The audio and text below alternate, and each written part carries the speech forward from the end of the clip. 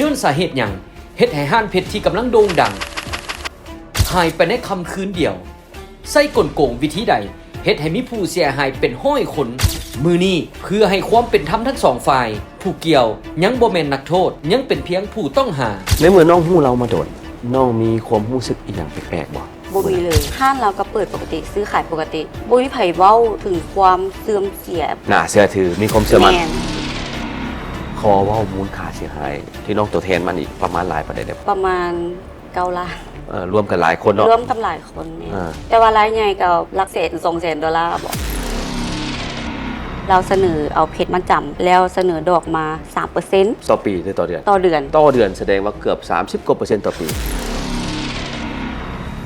มันเกิดอีหยังขึ้นจึงค่อยมีโทรศัพท์มาขอความช่วยเหลืออีหยังน้องบ่ ส่งเมสเสจมา แต่เราใช้วิธีว่าลูกค้าเราเอามาจำแล้วทุกคนก็เลยตกเป็นเหยื่อย้อนว่าลูกค้าเอามาจำมันบ่แม่นเพชรห้านเรา แล้วก็บางคนกับเมสเซจเข้ามาทางรายการพาทอกก็มีมาจากต่างประเทศก็มีแชทเข้ามา แล้วมีลูกค้าที่แบบว่ามาจำเพจจำอย่างเราแล้วเราจะใส่คำว่าแบบนี้เลยแล้วทุกคนก็จะเชื่อเพราะว่าห้างเราก็จะเป็นห้างใหญ่เนาะ โอ้คือกันมาได้นี่เว้าจะคือกันหมดทุกกรณีนี่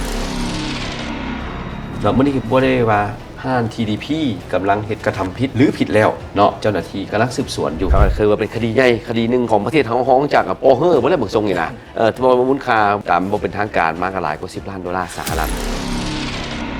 ก็ถามว่าเจ้าหน้าที่สืบสวนสอบสวนออกมาแล้วว่าเราผิดแท้เนาะสอโกงทรัพย์ก็มีไว้ว่าเรื่องจำคุกปรับไหมและยึดทรัพย์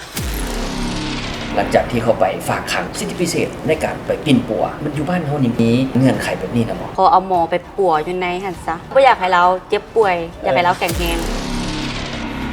ข้าพเจ้าฮู้นายพลใหญ่เพิ่นดีเพิ่นว่าบ่ได้สนได้มันว่านามสกุลสิม่วนแดบ่ม่วนแดคันถามว่าผิดเพิ่นจับเข้าคุกโลดน้องมีความคาดหวังว่าสิได้คืนบ่ น้องเชื่อว่ากฎหมายบ้านเฮาต้องมีความยุติธรรม เฮ้ยนะ โดย อ้ายก็บ่แน่ใจเนาะบังเอิญเห็น TikTok น้องมันเด้งขึ้นบางแต่ก็อยู่ Facebook อันบดาชุดดำมันแฟนน้องหมดบ่คั่นน่ะหรือว่ากิ๊กน้องบ่เลยหลายคนก็สิมีคำถามคืออ้ายถามมาดิ มันยังโสดอยู่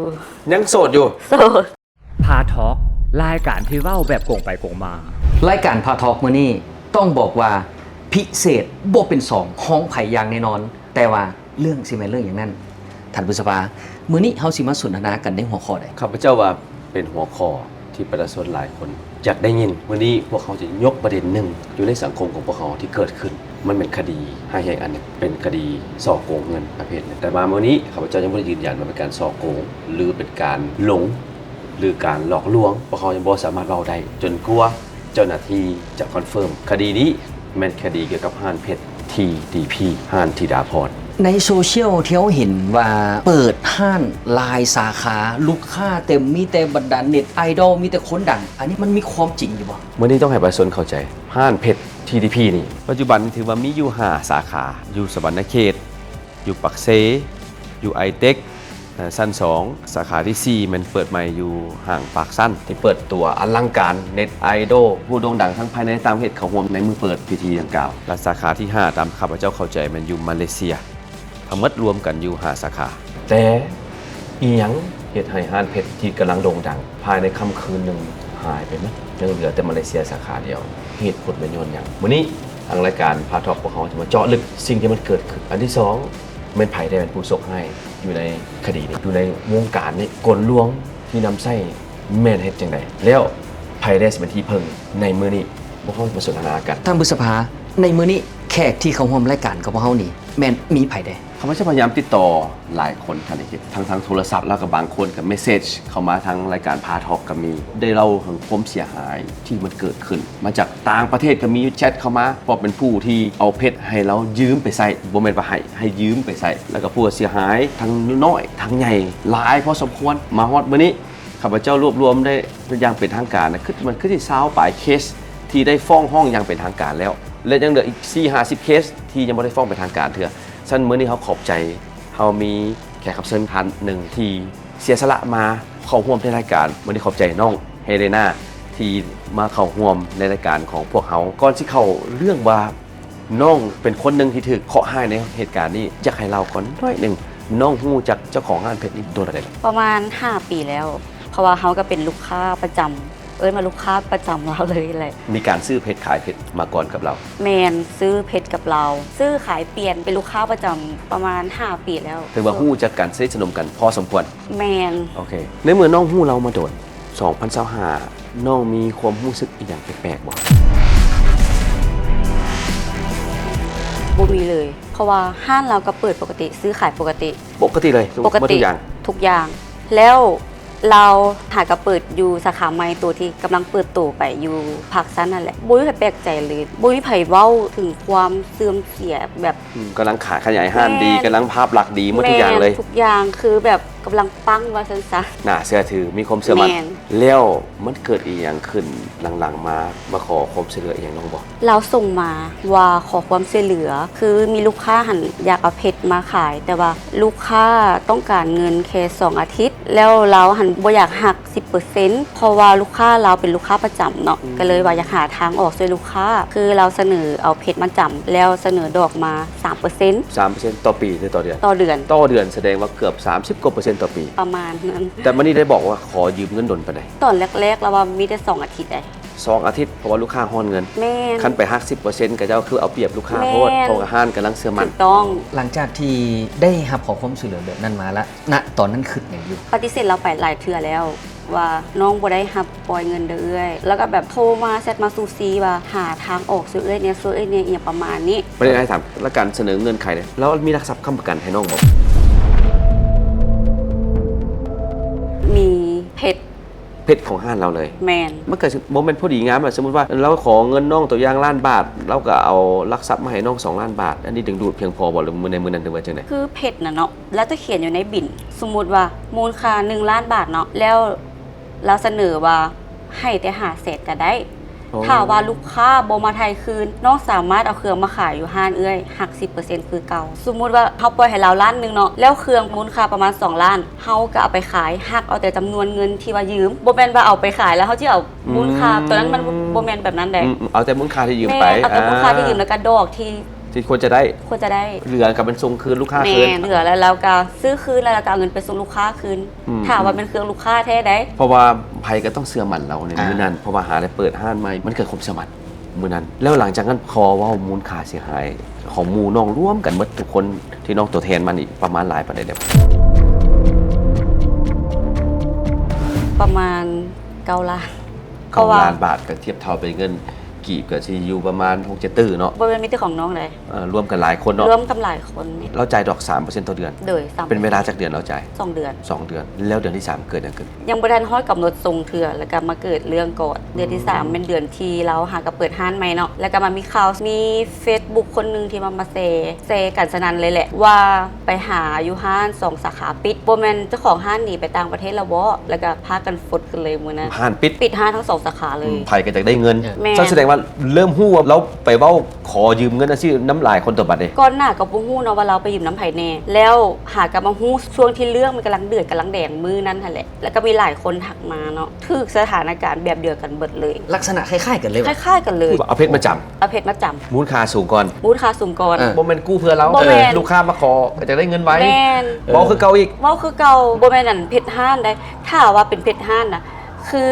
หลายคนก็อาจจะเอะใจเป็นว่าเอ้าเจ้าขายเพชรแล้วเจ้าเป็นหยังต้องเอาเพชรมาจำอีหยังประมาณนี้นะหลายคนก็ต้องเอะใจเป็นบ่แต่เราใช้วิธีว่าลูกค้าเราเอามาจำแล้วทุกคนก็เลยตกเป็นเหยื่อย้อนว่าลูกค้าเอามาจำมันบ่แม่นเพชรห้านเราเอามาจำเองประมาณนี้หั่นนะ โกนี่เกิดขึ้นน้ำหลายคน แม่น น้องคือเรา100 คน ตามที่คิดน่าจะ100 ปลาย ทั้งน้อยทั้งใหญ่รวม ทั้ง กั น้อน ยทั้งใหญ่แม่น ขึ้นมารายใหญ่มูลค่าสูงสุดเท่าไหร่ตามได้ยินมา หลักแสน$200,000บอก แต่ ประมาณ $200,000แล้วบัดนี้ช่วงที่ว่าเริ่มมีกระแสน้องติดต่อหาเราบ่ ติดต่อแต่เราบ่รับบ่อ่านบ่ตอบเห็นเฟซเราอ่อนอยู่แต่ว่าเราบ่รับบ่อ่านข้อความเลย หลังจากเกิดเรื่องเนาะเห็นอยู่ในโลกโซเชียลเจ้าของก็คือธิดาพรออกมาโพสต์ Facebook อีก แล้วว่าคนล่มบ่อหย่างมาซอย จือไว้เด้อจังสั้นจังซี่ ออกมาโพสต์ Facebook ตัวเองอีกได้ แล้วว่ามันมีคนไปปล่อยกระแสห้านเพชรว่าเจ้าของห้านอันจะหนีแล้วลูกค้าหันแตกตื่นพากันเอาเพชรไปขายหลาย แล้วห้านหันรับสถานการณ์บ่ได้คือสมมุติว่ามื้อหนึงเนาะลูกค้าพากันเอาไปขายประมาณมื้อละล้าน2 ล้าน4 5 ล้าน มื้อละ10 ล้านสินะแล้วห้านหันบ่มีเงินสดจ่ายก็เลยจำเป็นต้องได้ปิดห้าน คล้ายๆกับว่าไปธนาคารไปถอนเงินสดธนาคารก็มีจำกัดที่จะให้ปล่อยให้มื้อนึงกับบ่ต่างอย่างคนมาขายค่ำคืนขายเพชรคืนเราอ้างเหตุผลว่าจะซัดเนาะ แม่ แล้ววันนี้ผ่านมาหลังจากที่น้องเอาได้เพชรไปน้องได้ไปเช็คว่าเพชรแท้หรือเพชรปลอม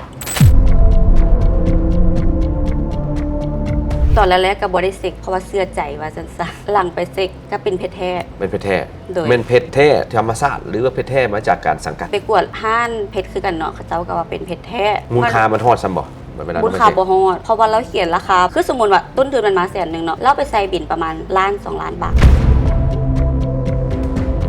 มูลไหนหู้นำเราเพราะเป็นห้านเราคนยืนยันเอง โอ้ยแบบห้านเราอ่ะคนก็เชื่อว่าเราต้องขายแพงมาแต่ใดแล้วหั่นนะแต่ว่าลูกค้าคนอื่นเขาก็พอใจซื้อเนาะราคาตามที่ว่าเอาไปตีตามท้องตลาดเบิงเราจะเขียนบินขึ้นอัพขึ้นประมาณ 4-5 คูณเท่าเลยแหละ อันนี้เป็นหนึ่งในเหตุการณ์ที่ได้ถามกับเฮเลนา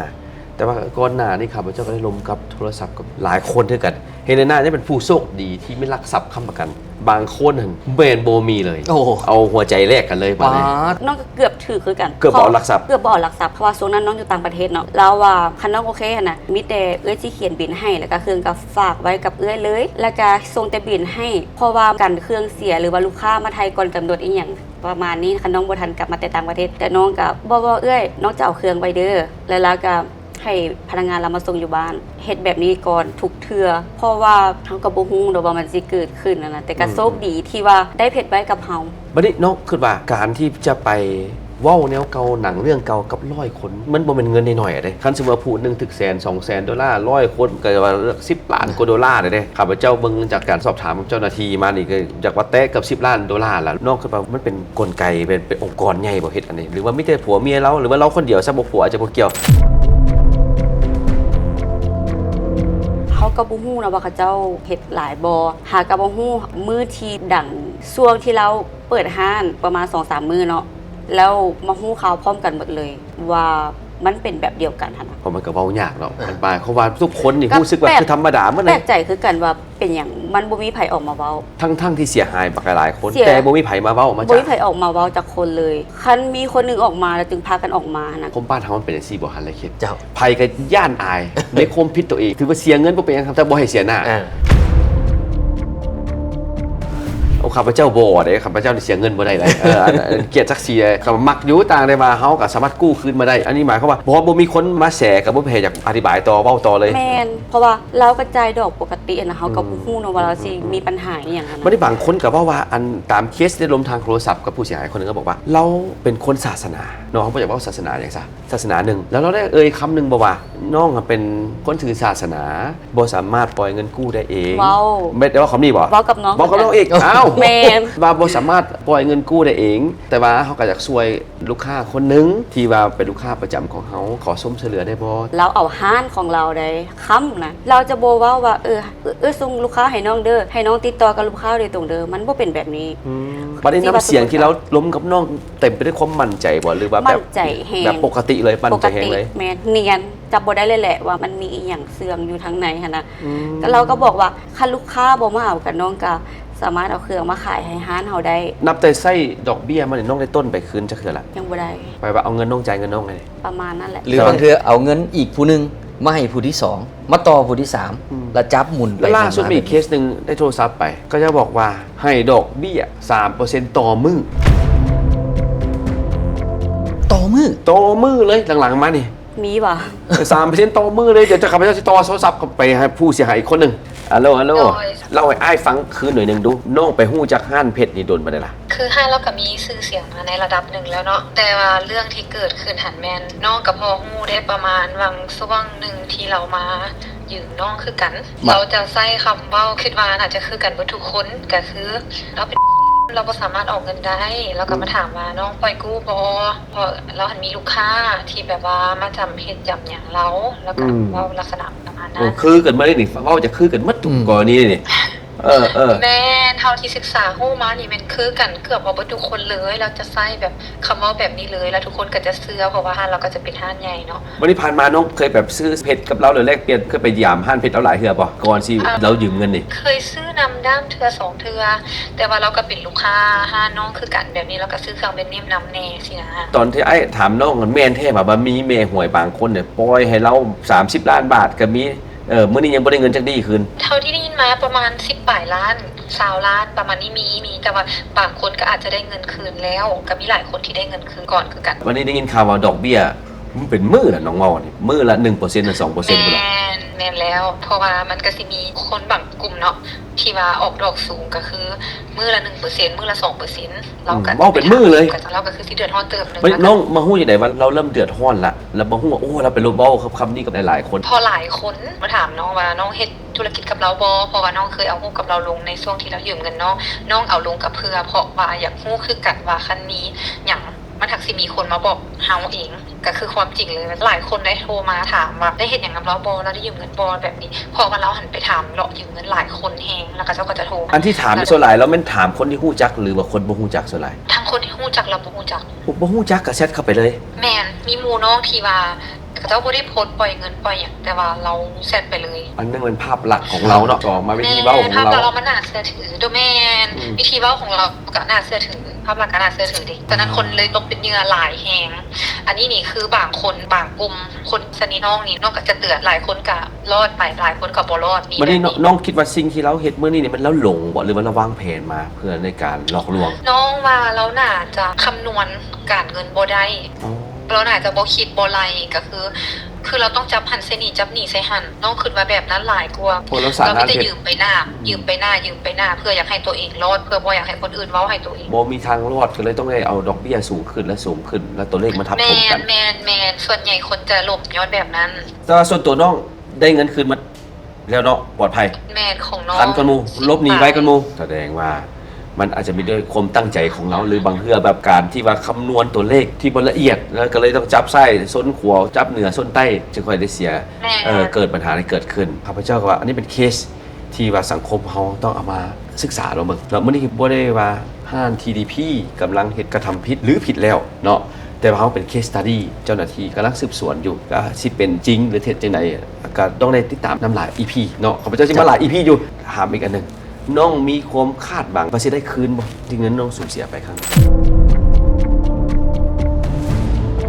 น้องเชื่อว่ากฎหมายบ้านเฮาต้องมีความยุติธรรม และก็ยังมีหวังว่าจะได้อยู่กับเหตุการณ์ตัวนี้ น้องคิดว่าเราสิเอาเงินเอาคำเอาเพชรไปไว้ไส น่าจะอยู่ลาวนี่แหละ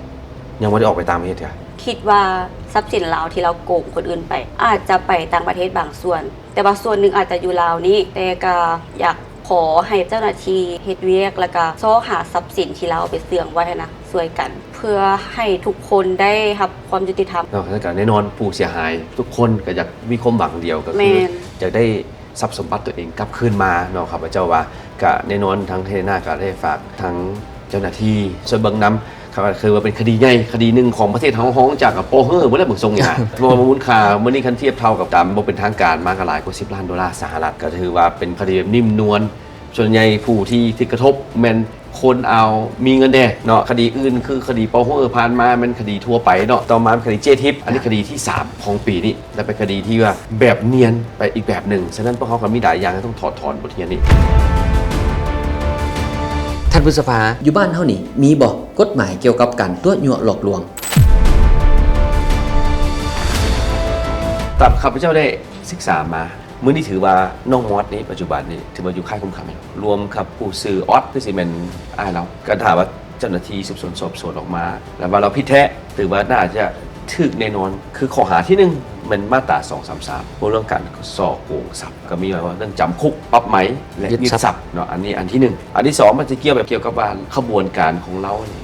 มีไผได้ร่วมนํมีพี่น้องบ่มีพนักงานบ่ครอบครัวร่วมกันจังไดอันนี้ก็โดนไปอีกนะถึงว่ายึดทรัพย์หมดบรรดาพนักงานหมู่คู่ครอบครัวพี่น้องไปนํกันหมดอันนี้คิดว่าในเรื่องของกฎหมายวันนี้ก็ต้องมาถามอีกว่าเงินที่เราเอาไปนี่เอาไปใช้หยังถ้าเอาไปใช้ในเรื่องของผิดกฎหมาย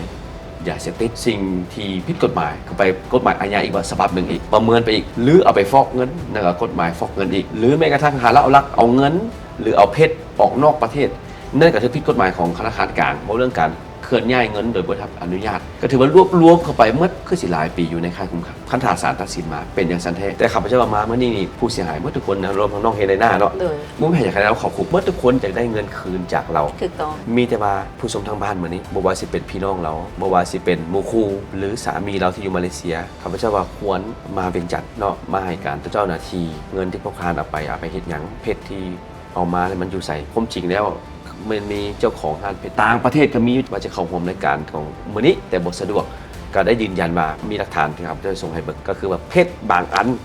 นที่เอามาปล่อยออกไปนี่มันบ่ได้จ่ายเงินเทื่อเป็นเครดิตของห้างเพชรเอามาให้เพื่อไปขายว่าจังซั่นไดแล้วเอากระสิเป็นเพชรนี่มาจำธรรมดาผู้เสียหายนี่แหละมวลเพชรของห้างอีกมันเพชรจากห้างเพชรอยู่ต่างประเทศอีกฉะนั้นก็ข้าพเจ้าว่ามีแต่ครอบครัวเราที่เป็นสามีอยู่มาเลเซียควรจะมาให้การต่อเจ้าหน้าที่พี่น้องพนักงานเมื่อทุกคนถึงเวลาแล้วบางครั้งเราต้องเปิดใจล้มซอกหาทางออกคิดว่าบุ้ยไผ่อยากให้เราต้องอยู่คุกซะเนาะแต่ว่าเมื่อทุกคนก็อยากได้เงินคืนเท่านั้น แม่น ว่าเรื่องกฎหมายเห็นบางคนก็แชร์กันถึงน้องว่าบางเรื่องเข้าคุกแล้วยังออกมาได้อีกอันนี้มันแม่นแท้บ่มีความจริงอยู่บ่ ข้าพเจ้าว่าขั้นออกมาเนี่ยมันต้องมีเหตุผลอาจจะอันที่หนึ่งมันแล้วย้อนเราบ่สบาย เพื่อขอมาเป็นปัว แต่การที่ออกมาเพื่อเป็นปัวนี่มันต้องมีการวินิจฉัยของเจ้าหน้าที่และก็อัยการต้องตกลงในตัดสินในอนุญาตให้มาเป็นปัวชั่วคราวแต่ในกรณีเคสนี้ข้าพเจ้าว่าเป็นเคสใหญ่ข้าพเจ้าคิดว่าบ่มีไผดอกที่ว่าอยากให้เราเจ็บเราเป็ดมื้อนี้ ลูกควมแต่ละคนนี่คือสิเอาว่านเอายาอย่างไปให้เราหมดเพราะว่าจากฮู้ว่า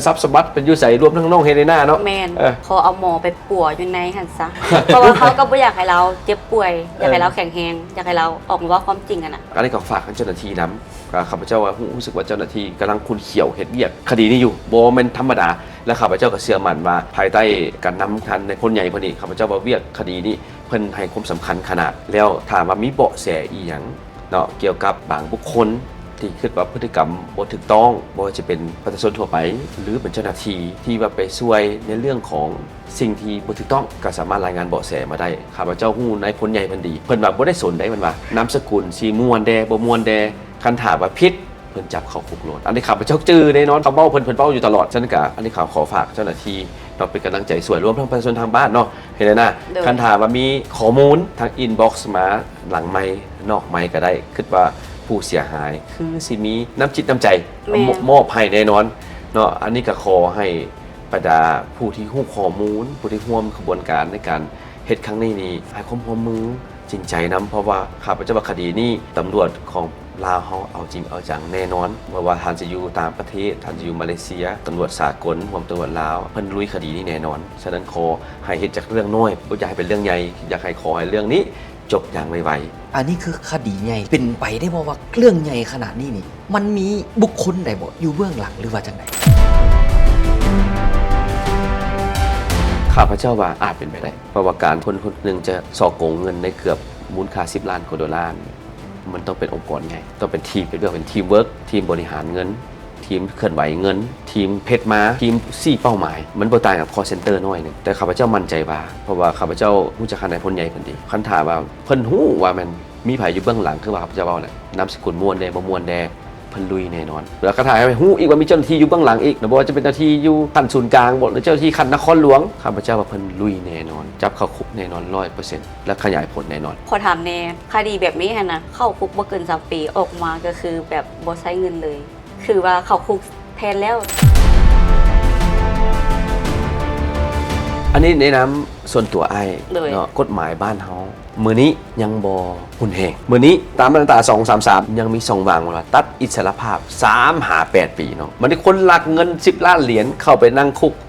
3-8 ปีหรือว่าสมมุติจะ3 ปีซะก็ได้เงินปีละ3 ล้านดอลลาร์ฉะนั้นไอ้คิดว่านับแต่มื้อนี้ไปครับเพราะว่ากระทรวงยุติธรรมเองก็ต้องได้งวนขึ้นกฎหมายบ้านเฮาบ่ซั่นมันจะเกิด2วางมันสิเกิดข้อสอโกงที่ตลอดเพราะกฎหมายมันมี3-8 ปียกเว้นว่าเราไปถึงข้อหาอื่นอีกแล้วก็บวกขึ้นบ่ได้ค่าปรับใหม่ก็น้อยปรับใหม่สูงสุดนี่50 ล้านกีบแต่ว่าต้องยึดทรัพย์ในสิ่งที่เรามีทั้งหมด คันเราบ่มีทรัพย์เด้ คันเราบ่มีทรัพย์ก็หมายความว่าฮอดปีที่8แล้วก็ออกมาแล้วก็เย็นสบายชาวนาต่อ แล้วเงินก็บ่ต้องใช้ไปเลย เรามีภาระ เลย ต้องใช้แต่เราบ่มีเราก็บ่ได้ใช้ ได้ว่ะ นั่นคือกฎหมายที่เกิดขึ้นอยู่สปปลาวมื้อนี้อยู่แต่แน่นอนก็ต้องได้สืบสวนว่าคดีของเราเนี่ยเกี่ยวพันกับมาตราอย่างอีกเนาะต้องไปเบิ่งแต่ละข้อกล่าวหาจาก8 ปีอาจจะเป็น10 ปี15 ปี แต่แน่นอนว่าการเข้าไปอยู่คุกก็จะต้องเบิ่งพฤติกรรมความดีของนักโทษ คณะนักโทษแต่งกินเก่ง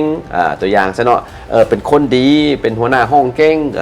ฮอดมือวันสำคัญเพิ่นก็ลดโทษลงมาแต่ว่าก็ต้องได้เบิ่งคืนครับเพราะว่ากฎหมายเฮานี่มันยังเบาบางเกินไปมื้อนี้เนาะท่านได้คิดยังอ่านเบิ่งนี่ตามมาตรา233นี่มันอาจจะหลายปีแล้วมันนี่คดีมื้อนั้นอาจจะน้อยมามื้อนี้มีแต่คดีใหญ่ๆครับเพราะว่าต้องหวนคืนทั้งกระทรวงเกี่ยวข้องรวมทั้งอัยการกับศาลต้องหวนคืนในคดีนี้น้องเฮเลนามีอย่างอยากฝากถึงสังคมเกี่ยวกับเรื่องกรณีที่น้องเจอเพื่ออยากฟังให้เป็นคติเตือนใจให้แก่คนอื่นอยากฝากถึงคนที่จะเฮ็ดธุรกิจอย่างเนาะตอนนี้นะความเชื่อใจแล้วก็ความน่านับถือของคนเฮามันบ่สามารถเฮ็ดให้เฮาได้เงินคืนเลยแล้วก็อันที่สองเนาะอยากให้กวดลักทรัพย์ค้ำประกันดีๆอยากให้มีแบบเอกสารสัญญากันหั่นแหละเพราะว่าหลายเคสที่ถึกมาขนาดแบบบ่มีเอกสารอย่างเลยอาศัยความไว้ใจกัน อาศัยความหักแพงความไว้ใจสุดท้ายแล้วคนที่เฮาไว้ใจแล้วก็คนที่ฮักแพงนะเฮ็ดให้เฮาต้องเจ็บซ้ำที่สุดเลยเพิ่มเบี้ยทำลำบากกันอีกแม่จะไหนก็ได้มารายการแล้ววันไอ้อนุญาตถามน้องเกี่ยวกับเรื่องพระน้องได้อีหยังเฮ็ดให้น้องหลงไหลในเรื่องการเสาพระหรือการบูชาพระอีหยังให้น้องหลงไหลในด้านนี้เพราะว่าพระน่ะมีเงินก็ซื้อบ่ได้มีเงินก็ซื้อบ่ได้แม่นเฮาอยากได้เพชรอยากได้เครื่องแบรนด์เนมเนาะคะแนนได้เฮามีเงินเฮาจะไปซื้อเมื่อใดก็ได้ย่างเข้าห้านก็ได้แล้วแต่พระมันจะเป็นแรไอเทมแล้วก็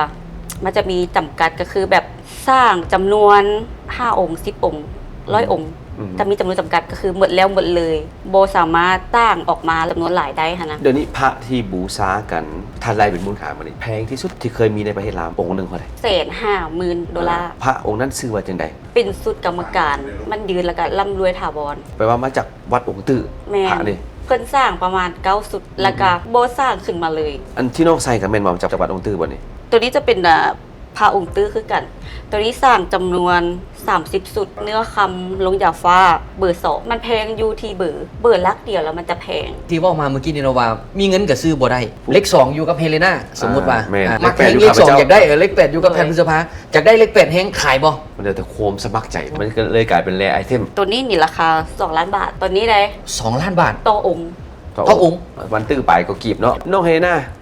ไอ้กับโบเน่ใจเนาะบังเอิญเห็น TikTok น้องมันเด้งขึ้นบางแต่ก็อยู่ Facebook อันบดาสุดดำมันแฟนน้องหมดบ่ค่ะนะหรือว่ากิ๊กน้องบ่เลยหลายคนก็จะไม่คำถามคือไอ้ถามมาดิยังโสดอยู่โสดเอาแล้วเป็นอย่างน้องก็มีผู้ชายอ้อมเต็มมาเถอะนะจุดเริ่มต้นก็คือเฮาไปงานพระอยู่ประเทศลาวพระของเฮาจะเป็นพระที่มีมูลขายแล้วพอก็เลยว่าเอาการ์ดไปคุ้มกันเพื่อความปลอดภัยตั้งแต่ตอนนั้นมาก็เลยเวลาไปใส่การ์ดเลยเวลามีการ์ดไปนำแล้วรู้สึกว่าปลอดภัยคันมือไหนใส่พระซะเนาะกับออกงานซะเนาะบางคนก็ว่ามันเป็นคอนเทนต์แต่สนุกสิแต่ที่จริงอะนะมันเป็นชีวิตประจำวันของเฮาอยู่แล้วโอเคนั่นคือไขความคงใจของผู้ชายสุดดันอ้อมน้องเฮเลนาอยู่ตลอดเวลาเลยเจ้าท่านผู้ชม EP นี้ต้องขอบใจน้องเฮเลนาหลายๆเนาะที่ว่าเป็นเกียรติมาเข้าร่วมในรายการของเขาเนาะเพื่อว่าเป็น case study ให้แก่บุคคลทั่วไปหรือบุคคลอื่นๆเนาะที่ว่าอยากจะให้ธุรกิจก็ดีหรือว่าด้วยความหักแพงมาด้วยการยืมเงินยืมค้ำหรือยืมอันอื่นก็ดีเป็นบทเรียนในแก่พวกเขาว่านี้ความสลาใจความไว้ใจมันบ่ได้แม่นว่าสิเฮ็ดให้พวกเขาได้เงินคืนเสมอไปดังนั้นแล้วฝากกับทุกท่านเนาะนี่คือบทเรียนอันล้ำค่าที่ทางรายการเรานำมาฝากกับแฟนรายการทุกท่าน